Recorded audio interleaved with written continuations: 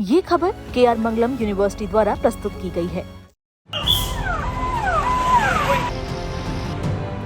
22 अप्रैल 2025 पहलगाम का वो खौफनाक मंजर जहां बंदूक की नोक पर पहले धर्म और नाम पूछा गया और फिर गोलियों की बौछार से शांत घाटी को लहूलुहान कर दिया गया।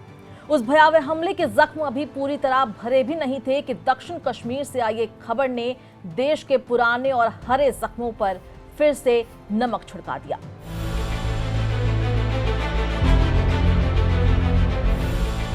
अपने परिवार से हजारों किलोमीटर दूर जम्मू कश्मीर के ईंट भट्टे पर काम करने आए प्रवासी मजदूरों के साथ दक्षिण कश्मीर के कुलगाम में एक भयावह वारदात घटी। दिन भर की कड़ी मेहनत के बाद जब मजदूर अपने साथियों के साथ बैठे थे, तभी हथियारबंद आतंकी वहां पहुंचे।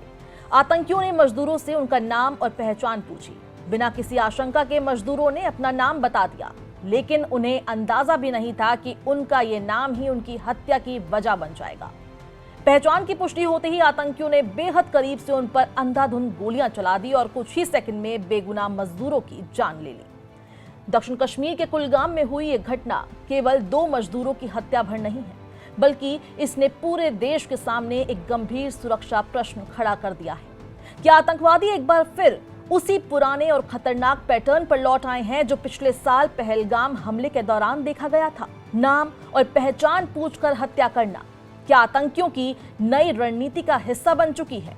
और अगर ऐसा है तो इसके पीछे सिर्फ 2 लोगों की जान लेना मकसद है या फिर पूरे देश में डर और नफरत का माहौल पैदा करना? इन सवालों के जवाब समझने के लिए हमें सबसे पहले कुलगाम में उस रात क्या हुआ, इसे विस्तार से समझना होगा। शुक्रवार रात करीब 8:15 बजे कुलगाम जिले के केलम इलाके में स्थित एक ईंट भट्टे पर बाकी दिनों की तरह काम खत्म हो चुका था। छत्तीसगढ़ से आए कई प्रवासी मजदूर वहीं काम करते थे। कोई खाना बनाने की तैयारी कर रहा था, कोई अपने घर फोन करने वाला था, तो कोई अगले दिन की मजदूरी की बात कर रहा था। इसी बीच हथियारबंद आतंकी वहां पहुंचे। हैरानी की बात यह थी कि उन्होंने आते ही अंधाधुंध फायरिंग नहीं की। आतंकियों ने वहां काम करने वाले 2 श्रमिकों से पहले कथित तौर पर उनका नाम पूछा, फिर उन पर नजदीक से गोलियां बरसाई। दोनों श्रमिक वहीं पास किराए के मकान में रहते थे। यह हमला इतना अचानक था कि किसी को संभलने का मौका तक नहीं मिला। दोनों मजदूर खून से लथपथ जमीन पर गिर पड़े। उनके साथी उन्हें तुरंत अस्पताल लेकर पहुंचे, लेकिन डॉक्टर उनकी जान नहीं बचा सके। इन दोनों मजदूरों की पहचान छत्तीसगढ़ के रहने वाले 24 वर्षीय दीपक रात्रे और 28 वर्षीय भूपेंद्र के रूप में हुई। प्रारंभिक जांच में यही आशंका सामने आई कि हमला धार्मिक पहचान के आधार पर किया गया हो सकता है। जांच एजेंसियां इस पूरे मामले की हर कड़ी जोड़ने में लगी है। हमले के बाद भाग निकले आतंकियों को पकड़ने के लिए सुरक्षा बलों ने आसपास के इलाके की घेराबंदी कर तलाशी अभियान तेज कर दिया है। हमले की जिम्मेदारी लश्कर के मुखौटा संगठन द रेजिडेंट फ्रंट यानी TRF ने लेते हुए आने वाले दिनों में ऐसे और हमले करने की धमकी दी है। जम्मू कश्मीर के उपराज्यपाल मनोज सिन्हा ने पुलिस महानिदेशक और अन्य वरिष्ठ सुरक्षा अधिकारियों से बात कर सर्च ऑपरेशन तेज करने के निर्देश दिए। वहीं दूसरी ओर मुख्यमंत्री उमर अब्दुल्ला ने भी इस हमले की कड़ी निंदा करते हुए मृतकों के परिजनों के लिए मुख्यमंत्री राहत कोष से 10-10 लाख रुपए की अतिरिक्त सहायता देने की घोषणा की।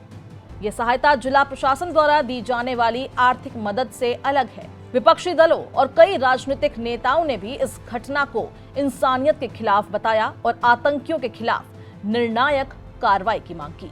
लेकिन इस पूरे मामले में सबसे ज्यादा डराने वाली बात सिर्फ 2 लोगों की हत्या नहीं थी। डराने वाली बात थी हत्या का तरीका, क्योंकि यही तरीका देश पहले भी देख चुका था। यही वजह है कि कुलगाम की घटना सामने आते ही लोगों के जहन में सबसे पहले नाम आया पहलगाम। 22 अप्रैल 2025 ये तारीख शायद देश कभी नहीं भूल पाएगा। उस दिन पहलगाम की बैसरन घाटी में सैकड़ों पर्यटक छुट्टी मनाने पहुंचे थे। कोई घुड़सवारी कर रहा था, कोई अपने परिवार के साथ तस्वीरें खिंचवा रहा था, तो कोई प्रकृति की खूबसूरती का आनंद ले रहा था।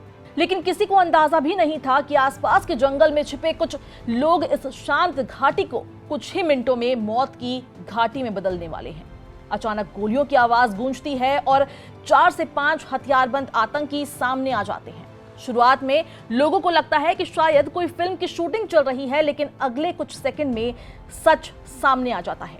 लोग भागने लगते हैं, चीखें गूंजने लगती है और पूरा इलाका अफरा तफरी में बदल जाता है। प्रत्यक्षदर्शियों के बयानों के अनुसार आतंकियों ने कई लोगों के पास जाकर पहले उनकी पहचान जानने की कोशिश की। कुछ लोगों ने बताया कि उनसे नाम और धर्म से जुड़े सवाल पूछे गए। इसके बाद कई लोगों को बेहद करीब से गोली मार दी गई। उस हमले में 26 लोगों की जान चली गई और पूरा देश शोक में डूब गया।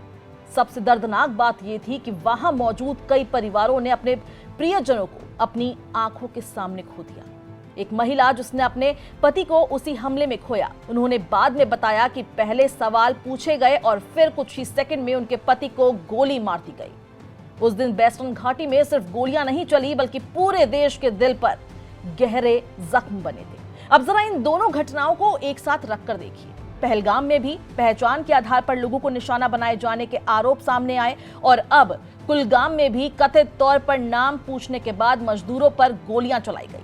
क्या ये सिर्फ संयोग हो सकता है या फिर ये एक ऐसा पैटर्न जिसके जरिए आतंकवादी पूरे देश में फिर से धार्मिक तनाव फैलाना चाहते हैं? क्या उनका मकसद सिर्फ लोगों की हत्या करना है या फिर इसके पीछे भारत की सामाजिक एकता और कश्मीर में लौट रहे सामान्य माहौल को चोट पहुंचाना भी? यही वे सवाल हैं जिनके जवाब अब सुरक्षा एजेंसियां तलाश रही है। लेकिन कहानी यहीं खत्म नहीं होती। असली कहानी तो अब शुरू होती है। आखिर पहलगाम हमले की साजिश कैसे रची गई थी? आतंकियों ने कई दिनों तक किस तरह रेकी की? टीआरएफ की भूमिका क्या थी? और फिर भारत ने ऑपरेशन सिंदूर के जरिए ऐसा क्या किया जिसने आतंक के आकाओं तक साफ संदेश पहुंचा दिया? जांच में सामने आया कि 22 अप्रैल 2025 को हुई उस भयावह वारदात की पटकथा कई दिनों पहले ही लिखी जा चुकी थी। जानकारी के अनुसार 19 और 20 अप्रैल को कुछ संदिग्ध लोग आम पर्यटकों की तरह वेस्टर्न घाटी पहुंचे। उनके हाथ में कैमरे नहीं थे, लेकिन उनकी नजरें हर उस चीज पर थी जो एक आतंकी हमले के लिए जरूरी हो सकती थी। वो देख रहे थे कि सबसे ज्यादा भीड़ कहां इकट्ठी होती है, किस समय पर्यटकों की संख्या सबसे अधिक रहती है, लोग किस रास्ते से ऊपर आते हैं और हमला करने के बाद जंगलों की तरफ निकलने का सबसे सुरक्षित रास्ता कौन सा होगा। सबसे हैरानी की बात यह रही कि इस पूरी तैयारी की भनक उनके ओवरग्राउंड नेटवर्क तक को भी नहीं लगी। यानी ये पूरी योजना को बेहद सीमित लोगों तक रखा गया था ताकि सुरक्षा एजेंसियों को किसी तरह का इनपुट ना मिल सके। हमले से एक दिन पहले यानी कि 21 अप्रैल को पहली बार उनके नेटवर्क को एक छोटा सा संदेश दिया गया। बताया गया कि अगले दिन एक तय समय पर बेसरन पहुंचना है। ना कोई कारण बताया गया, ना कोई विस्तृत योजना साझा की गई। जांच में यह भी सामने आया कि आतंकियों ने कथित तौर पर ऐसे संचार माध्यमों का इस्तेमाल किया जिनसे बिना पारंपरिक मोबाइल नेटवर्क के भी संपर्क बनाए रखा जा सकता था। सुरक्षा एजेंसियों को कुछ संदिग्ध सिग्नल मिले, जिनकी जांच के बाद यह संकेत मिला कि हमले के दौरान जमीन पर मौजूद आतंकी, उनके मददगार और दूर बैठे हैंडलर लगातार संपर्क में थे। यानी पूरा ऑपरेशन कई स्तरों पर समन्वय के साथ चलाया गया था। लेकिन पहलगाम की गोलियों की गूंज भारत ने अनसुनी नहीं की। देश ने सिर्फ शोक नहीं मनाया बल्कि जवाब भी दिया। और ये जवाब किसी बयान या चेतावनी के रूप में नहीं बल्कि एक सैन्य अभियान के रूप में सामने आया, जिसे पूरा देश ऑपरेशन सिंदूर के नाम से जानता है। 7 मई 2025 की रात भारतीय सशस्त्र बलों ने सीमा पार उन आतंकी ठिकानों को निशाना बनाया जहां से भारत के खिलाफ आतंकवादी गतिविधियों की योजना बनाए जाने की बात कही गई। सरकार के अनुसार यह कार्रवाई आतंकवाद के बुनियादी ढांचों को निशाना बनाने के उद्देश्य से की गई थी। आधिकारिक जानकारी के मुताबिक 9 आतंकी ठिकानों को टारगेट किया गया और यह सुनिश्चित किया गया कि कार्रवाई केवल आतंकवादी ढांचे तक सीमित रहे।